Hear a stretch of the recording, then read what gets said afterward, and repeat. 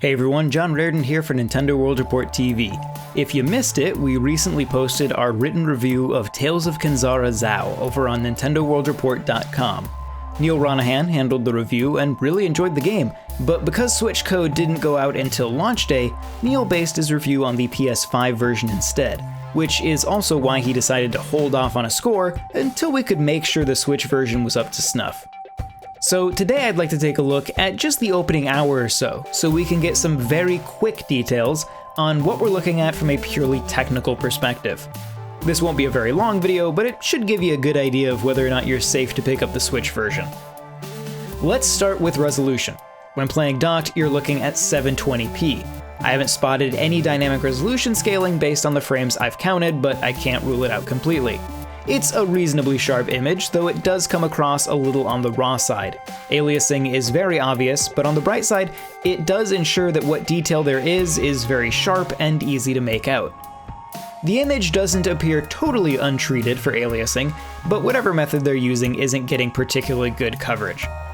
Still, docked resolution is reasonable at what amounts to 66% of the Switch's native docked 1080p resolution. That relative percentage is consistent in handheld mode as well, which turns in a resolution of 653 by 480. Though even at the lower resolution, the game still winds up feeling pretty sharp most of the time. Comparing ZOW against other 2.5D Metroidvanias on Switch, such as Metroid Dread or Prince of Persia: The Lost Crown, won't exactly do ZOW any favors. But in isolation, the image quality is perfectly passable. Frame rate, meanwhile, targets 30 FPS and generally sticks to it in both configurations, outside of a fairly consistent stutter that I assume is related to traversal. When you're staying in one area fighting off enemies, the game generally holds its frame rate just fine, but moving through the world quickly can cause stuttering. I'll highlight that these aren't sustained slowdowns, but rather momentary hitches, likely caused by loading. I did also spot some moments of uneven frame pacing, but in my opinion these stutters were a far more prevalent and impactful issue. As I highlighted with resolution, 30 FPS on a system that runs Prince of Persia and Metroid Dread at a full 60 makes it very obvious that ZOW wasn't built with Switch in mind, unlike those other two games. Still, the conversion here is solid. Most moment-to-moment gameplay operates at a smooth frame rate, barring those occasional traversal stutters. Meanwhile, you do still get some excellent animation work, solid fast-paced combat, and some neat graphical touches. Distant backgrounds have a low resolution but functional depth blur that helps keep your focus on the foreground. I also enjoyed that when standing in flowing water, you get this nice distortion mesh where you intersect with it. You do miss out on some of the more detailed lighting, ambient occlusion, and screen space reflections of other versions, but the underlying art largely holds up.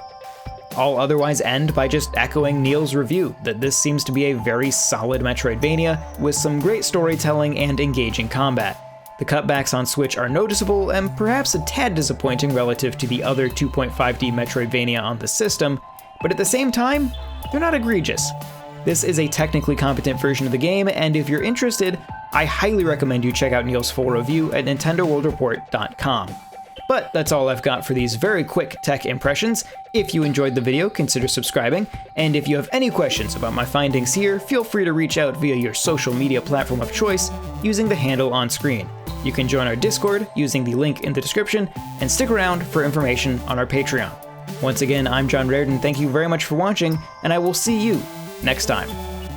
This video was made possible by our generous supporters on Patreon. Did you know that Nintendo World Report is funded directly by fans like you?